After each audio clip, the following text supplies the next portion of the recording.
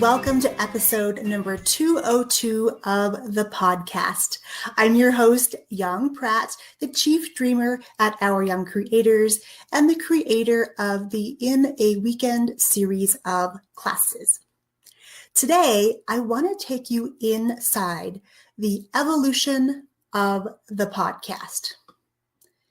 First, though, I want to ask you some questions.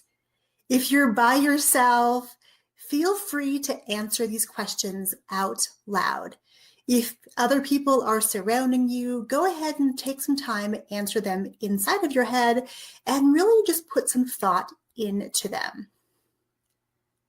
Have you ever started or completed a project only to discover that it's not exactly what you had planned or you wanted?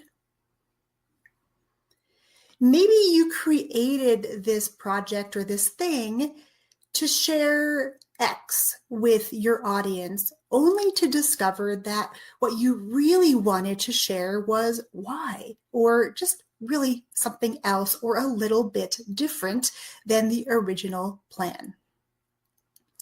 Perhaps when you started the project, you had a particular goal or a dream or an idea for whom you've created that project, only to discover after you had done it that you had somehow missed the mark. Did you ever feel stuck continuing with a project because you were so far along that changing courses or even pivoting felt too challenging? With those questions in mind, I want to take you back to the beginning of the podcast. If you don't already know, I started the podcast way back in 2013, which compared to now seems like the dinosaur ages of podcasting.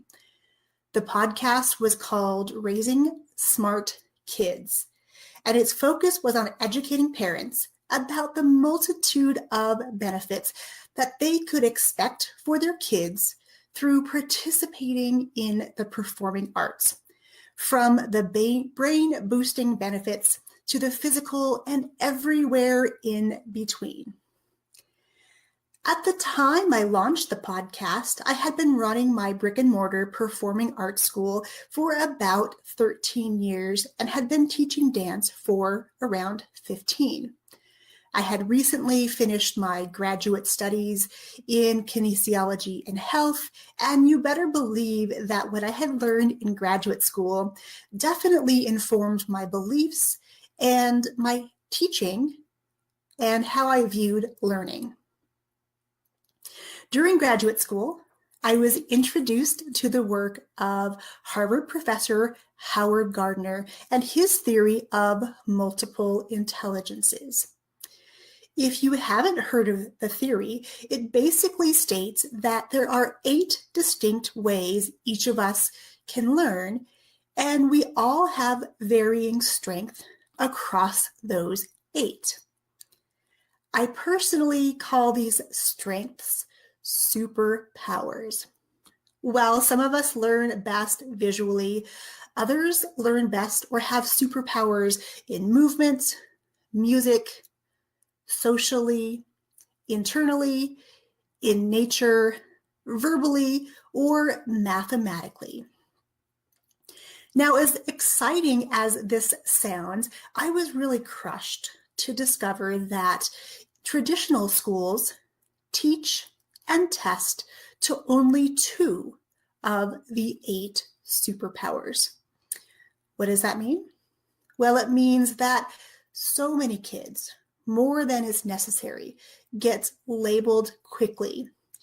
They get labeled as average, below average, or even learning disabled.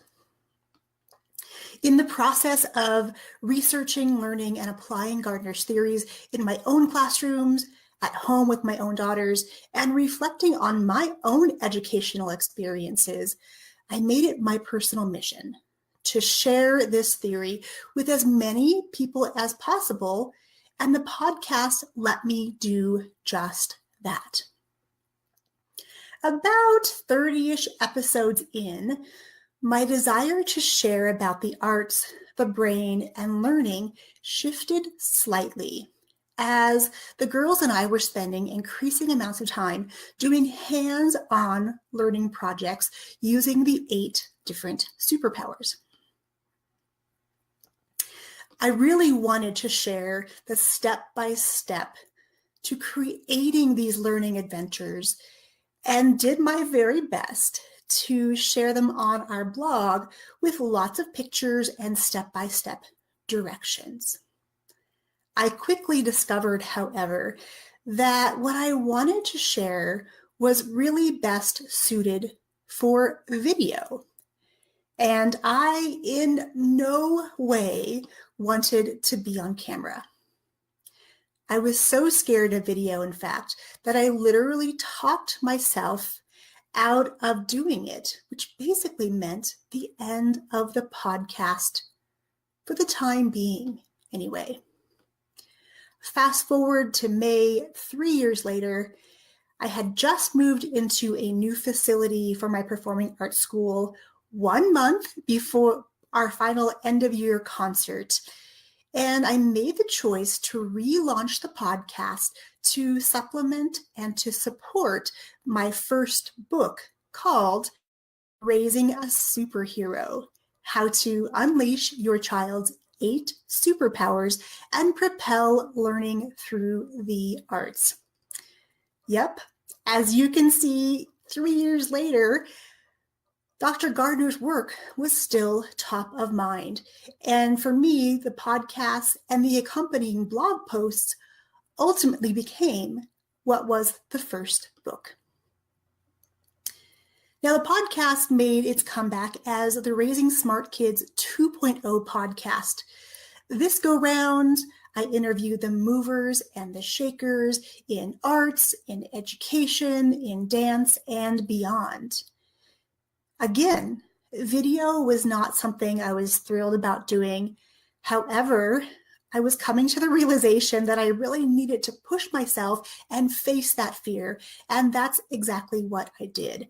I leaned in hard and was able to use video to help me reach 100 episodes of the podcast. During that time, I found another discovery that had been made in the process. My desire to share about the arts was shifting slightly as my girls and I were in the midst of an experiment involving technology. I had been using technology in the back of my business behind the scenes for many years, but I had never really talked about it. It was at that point I started to lean in heavily to wanting to talk about kids, technology, and creation, and really how my own kids were learning to create things that were benefiting not only our business, but the business of others. And I knew at that point the podcast needed a different name. That pivot came a little over a year ago in January of 2018. The podcast and the entire online business became known as Our Young Creators.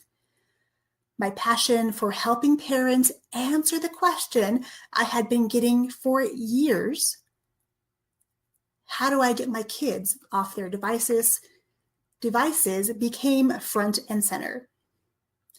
What I quickly realized was that the issue wasn't really about getting their kids off their devices. In my case, I was wanting to shift how my kids were interacting with their devices. I was teaching them to not just be consumers on those devices. They were learning to be creators so they could help themselves as well as help others. A year later, the desire to help kids and parents shift the paradigm, really from becoming consumer-based to becoming creation-based, using the devices, the parents desire for them to get off of. It's really about flipping the switch and saying, you know what?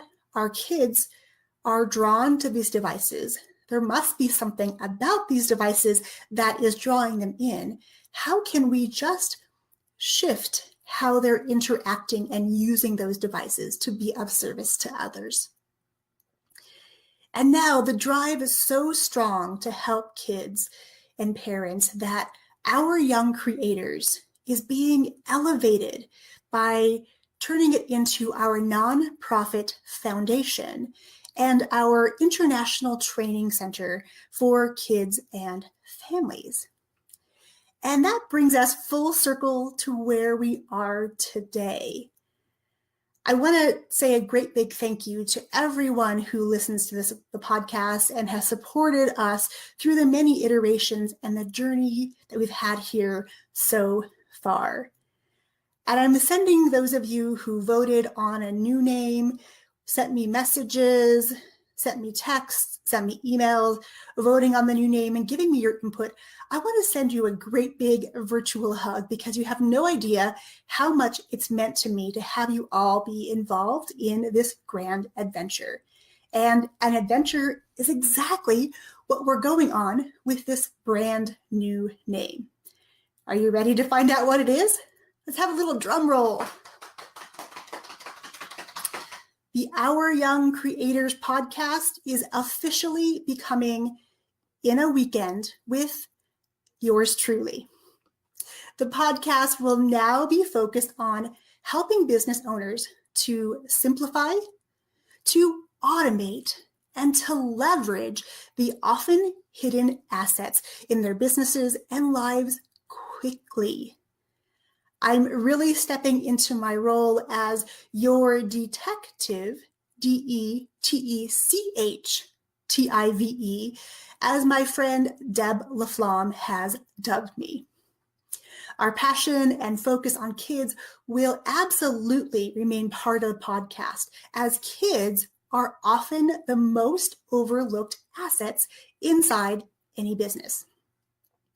Every episode going here on is going to be focused on one or more of these three pillars of our inner weekend classes and all the work that we do with our private clients. Let's break down these three pillars, shall we? Pillar number 1, simplicity. We'll talk about the many ways to simplify and make things less complicated in your business. I have spent years doing complicated and now crave simplicity above all else. And in fact, the word simplicity is my word for 2019. When I'm doing anything, I always ask myself, is this thing, whatever it is it the simplest and the easiest way to get the results that I want? And what can I take out that isn't essential? Most of the simplicity in my business now comes from the creation of business systems and processes, or recipes, as my biz bestie Kim White would say. These systems or recipes are literally the repeatable step-by-step directions in text format, audio format, or even video format that gives specific instructions for anything in your business that can be delegated. And I'm here to tell you that pretty much everything in your business can be delegated. And delegation is something that I'm personally working on doing more of. So you better believe that I am going to test all of these systems and processes as I bring them to you, so you know that they are valid and that they work. Pillar number 2, automation. Now, automation has kind of gotten a bad rap lately. The biggest objections I hear when it comes to automations is the lack of control business owners sometimes feel when they automate things. And number 2, they always object about how automation is going to dehumanize or take the people out of the business. And I'm here to tell you that we're going to address those two things. And in fact, The types of automations that we'll be sharing here on the podcast will actually give you more control, not less, and it's going to free up time to add more of the human element, the more of the you element into your business. How does that sound? And that brings us to pillar number 3, leverage. In the past week or so, I have been a guest over on the My Sexy Business page with Kim White. We've been diving into a lot of the hidden assets that I see in speaking to business owners and working with them one-on-one. And many of these assets are things that these business owners have not considered. Things like your kids or someone else's, if your kids are grown or you don't have kids, that's okay. There's a kid in your neighborhood, in your social circles that really could use that mentor in their life to help them get to another level. So the kids around you, the documents you've already created in your business, those videos, those audios you may have created long ago, those things can actually be brought back and reused, recycled, or in this online space, repurposed for another use.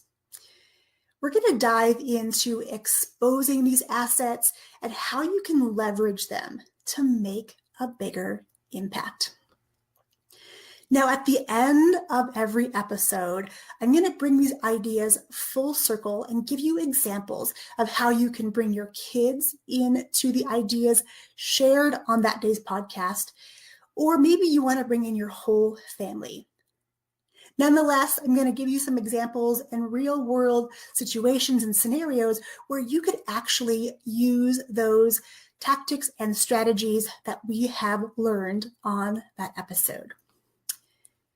Now, I do want to say that the ideas and the tactics and the success stories that we're going to be sharing here on the podcast do have a common thread. Can you guess what that thread is? The thread that holds them all together is speed. I've personally discovered in the past 6 months that when things take too long to implement, it's pretty rare that I actually finish them. As of late, I have been so motivated by speed and taking action. I've learned that for me, speed of implementation was the crucial missing piece that I discovered that has now allowed me to build a lot of momentum. And this momentum has come very quickly. The idea of speed is also one of the reasons that this podcast will now be called In a Weekend. Because I think there's a fallacy that exists out there that business has to be hard. It has to take a long time. And I used to buy into all of that, believe me. I've learned, though, that moving quickly has had a profound effect, not only in my business, but those effects have carried over into my life.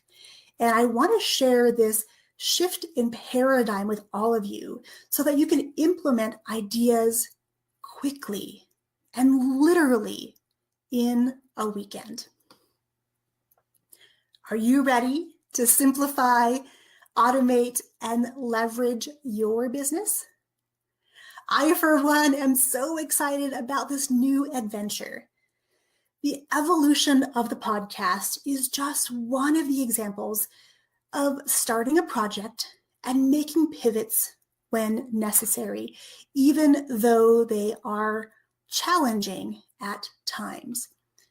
Each of those pivots, though, has brought me closer to living in my zone of genius. And I want to know, are there some pivots in your life or your business that you have been putting off making because they seem too difficult, too hard, too long? Let me know. I'm curious to know your stories about pivoting in your business. As our young creators becomes in a weekend, we're bringing together our passions for business, technology, and parenting, and they're colliding in the most wonderful of ways. I do want to encourage you as we wrap up this podcast to take a look at your business. Are there pivots in your life or your business you've been putting off and talking yourself out of taking? Well, if you are ready to move forward together, to simplify, to automate, and to leverage your lives and businesses quickly in a weekend, I encourage you to head over to youngpratt.com/workflow and grab our free in a weekend content creating workflow that we've only shared with our students and private clients until today.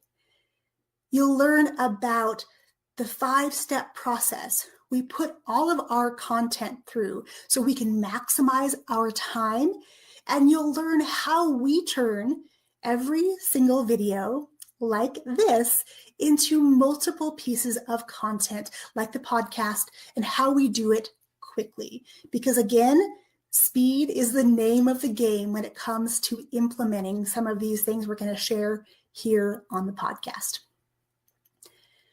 We also want to share or demonstrate that by leveraging what you've already created and what you're going to create in the future, we're really able to simplify business by using automations, because we're going to learn how to work smarter.